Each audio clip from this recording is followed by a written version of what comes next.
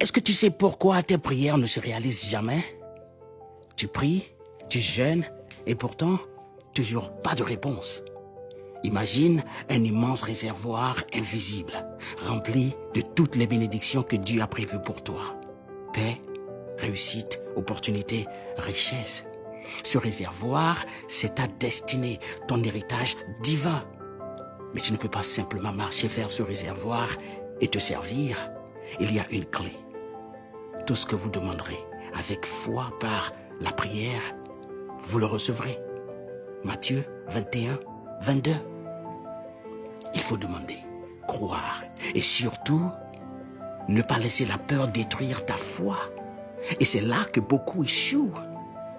Tu ne vois pas Dieu, tu ne vois pas ton réservoir. Alors, dès que tu pries, tu doutes.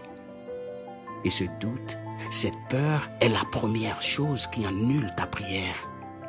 Dans Matthieu 8, 26, Jésus dit à ses disciples au milieu d'une tempête, « Pourquoi avez-vous peur, gens de peu de foi ?» Puis il se leva, parla au vent et à la mer, et il y eut un grand calme. Leur peur a révélé leur manque de foi. Et pourtant, Dieu était avec eux dans la barque. De la même manière, après avoir prié, tu commences à te préparer à l'échec et c'est exactement ce qui empêche le miracle. Écoute cette histoire racontée par Florence Scovel-Shinn dans son livre The Game of Life and How to Play It. Un jour, un homme vient la voir, endetté, désespéré. Elle prie avec foi pour lui, afin que ses dettes soient effacées. Mais quelques jours plus tard, les créanciers reviennent. Pourquoi?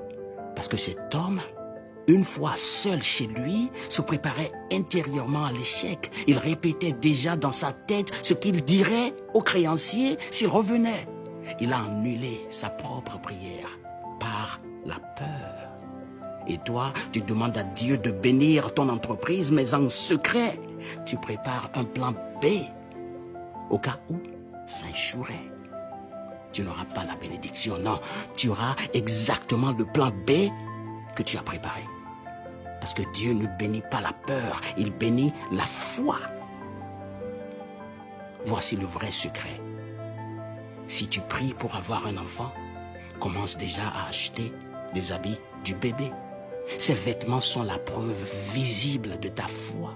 Ce que tu veux ne suffit pas. Dieu a déjà tout mis de côté pour toi. Ton réservoir est plein. Mais pour le débloquer,